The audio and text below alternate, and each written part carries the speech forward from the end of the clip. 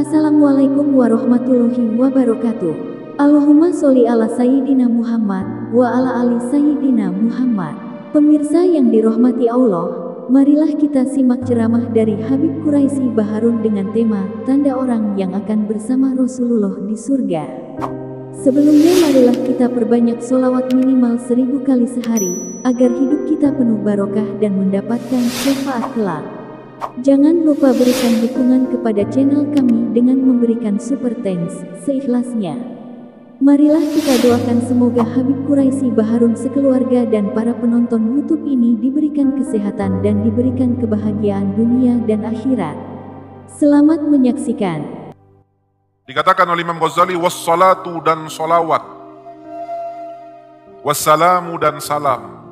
Apa sholawat itu? Kalau bukan karena Allah, sholawat ini tidak booming, saudara.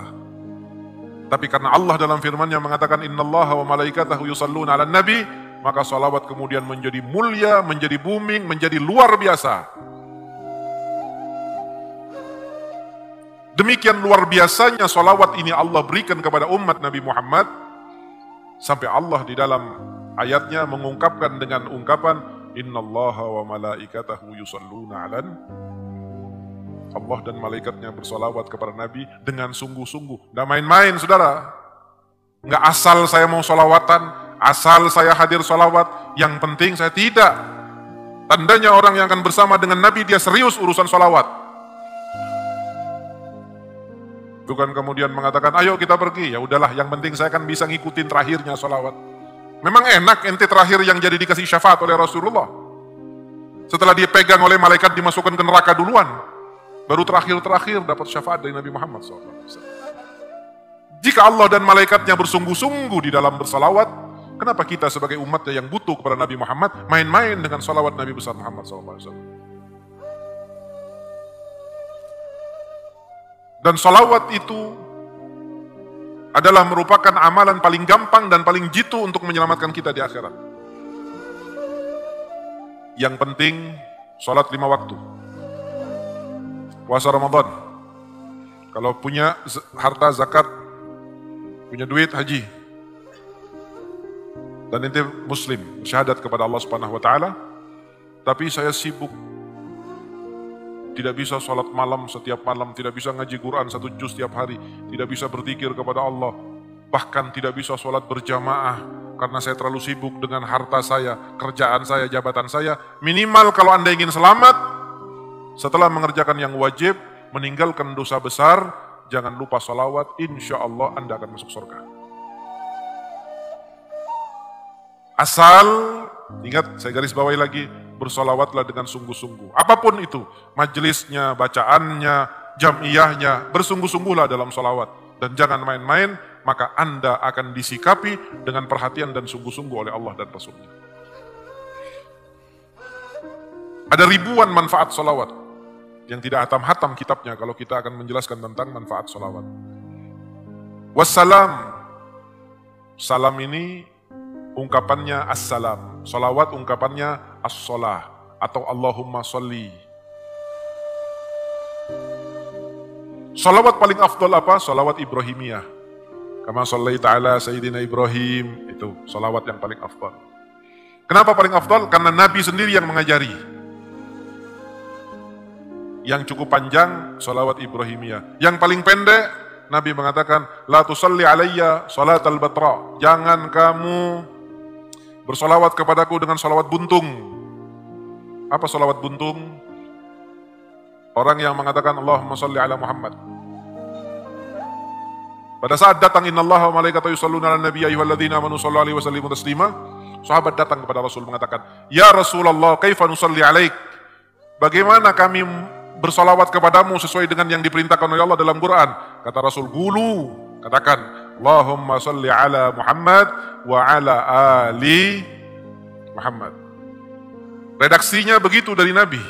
Tapi ulama-ulama yang di dalam hatinya ada ilmu iman dan cinta, setelah Allah tidak pernah memanggil nama Muhammad, pasti mengambil dengan nama Nabi, dengan nama Rasul, dengan nama Mudathir, dengan nama Muzammil. Allah saja tidak main-main memanggil Nabi Muhammad. Maka ulama-ulama yang soleh yang di dalam hatinya ada cinta kepada Nabi pun tidak akan pernah berani memanggil Muhammad. Nggak bakal berani. Tapi akan didahului dengan Sayyidina Muhammad, Maulana Muhammad, Habibuna Muhammad.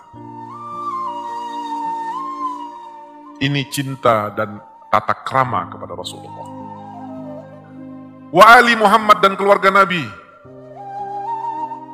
Kenapa sih keluarga Nabi ini kok disebut-sebut terus? Dia kan manusia biasa, menurut ente. Lalu memang keluarga Nabi ini apa istimewanya? Imam Syafi'i rahimahullahu ta'ala pernah ditanya, ya Imam, ada cucu Nabi bodoh, anak kecil bodoh, bahkan gila mungkin. Dengan satu non cucu Nabi tapi alim, wali besar. Mana yang lebih afdol antara cucu Rasulullah yang bodoh, kecil, bahkan gila, dengan non cucu Nabi tapi alim, wali besar?